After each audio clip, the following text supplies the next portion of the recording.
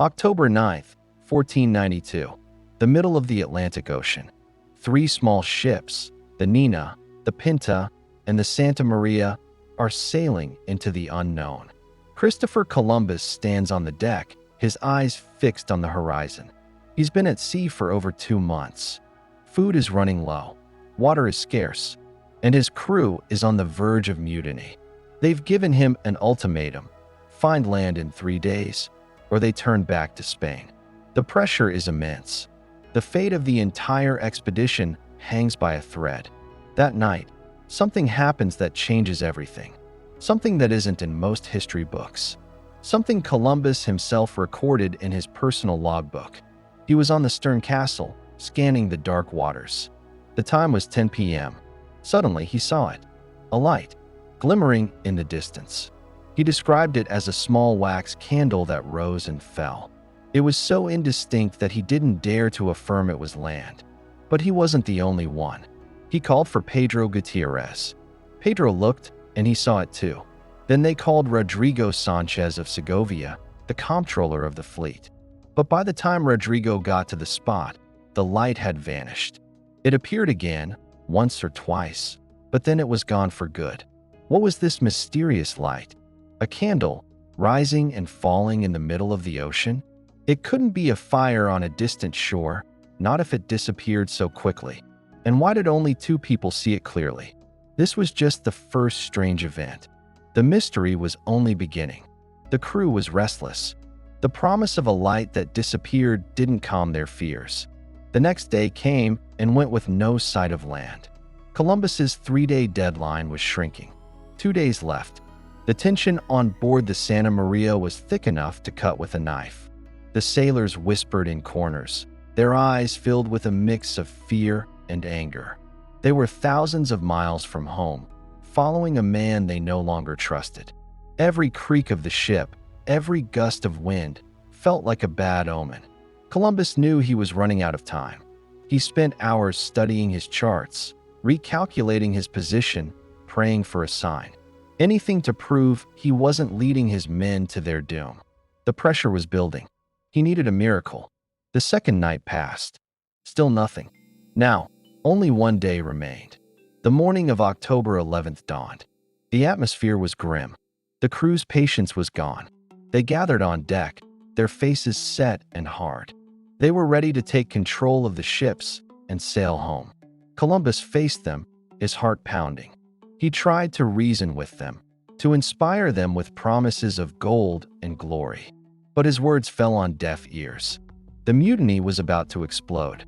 Then, just as all hope seemed lost, a lookout on the Pinta shouted, "Land! Land!" But it was a false alarm.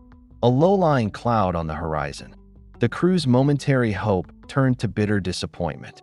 Their anger toward Columbus grew even stronger. The situation was desperate. That afternoon, however, things began to change. The crew of the Nina fished a small branch out of the water.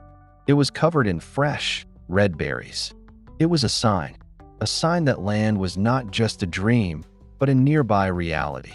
Soon after, the Pinta's crew found something even more definitive. A carved stick. It had been worked by human hands. There was no doubt now. Civilization was close. The mood on the ships transformed instantly. Despair turned into excitement. Mutiny was forgotten. Every eye was now glued to the western horizon. They were on the verge of making history. But the strangest sight was yet to come. That night, just hours before the famous discovery, the sky itself put on a show that no one could explain. As darkness fell on October 11th, the ships sailed on under a clear, starry sky. The moon was bright. At around 2 a.m., the official discovery would be made. But 4 hours before that, at 10 p.m., the same time as the strange candlelight 2 nights prior, Columbus saw something again.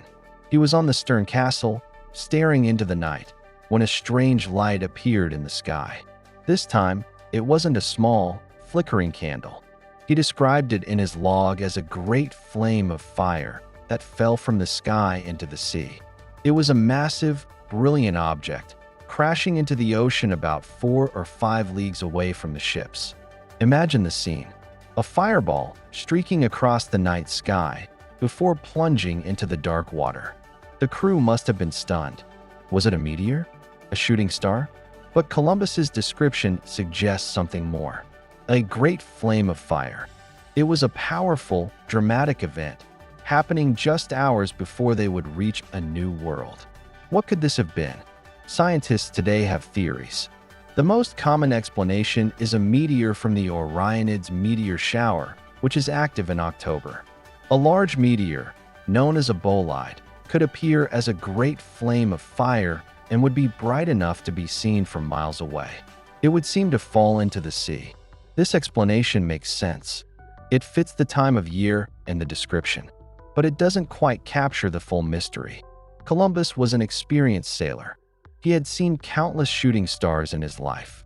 Why would he describe this one with such specific and dramatic language?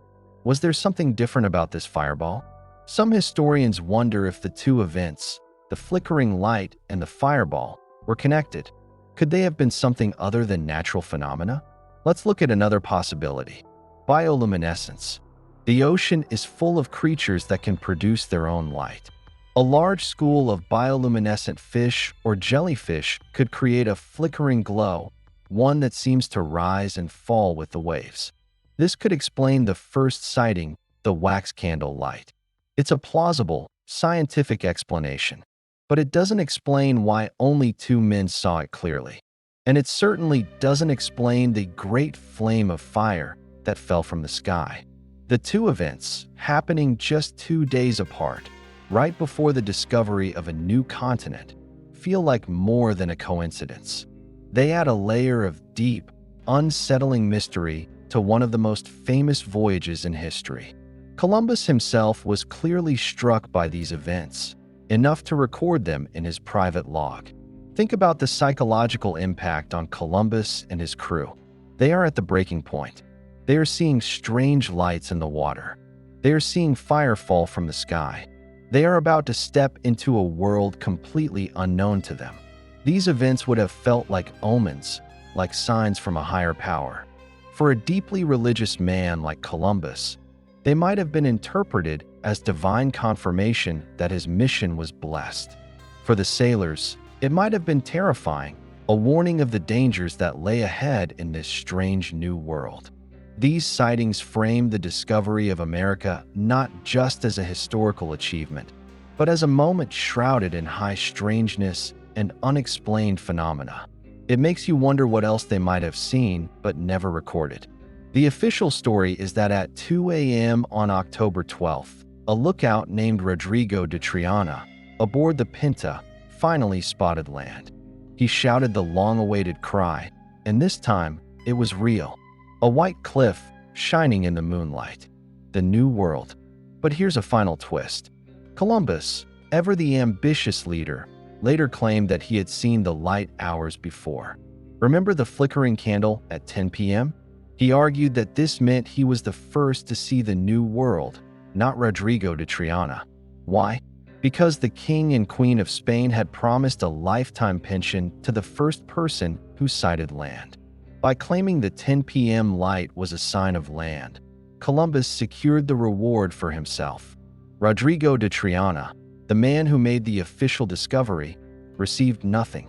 So, was the flickering light real? Or was it a story Columbus embellished or even invented to claim the prize money? It's a cynical thought, but it's possible. However, it doesn't explain why Pedro Gutierrez also saw it. And it certainly doesn't explain the fireball that fell from the sky. That event was seen by many. It was a real, unexplained phenomenon that occurred just hours before one of the most pivotal moments in human history. So we are left with a fascinating puzzle. A strange, flickering light, a fireball from the heavens, and a controversial claim for a reward. The discovery of America is a story we all think we know. But hidden within Columbus's own logbook is a tale of mystery, tension, and unexplained events that make the voyage far stranger than you ever imagined. What do you think Columbus saw that night? A meteor? A sea creature? Or something else entirely? Let me know your theories in the comments below. And if you love diving into the hidden mysteries of history, Make sure you hit that subscribe button and turn on notifications because you won't want to miss what's coming next. Thanks for watching.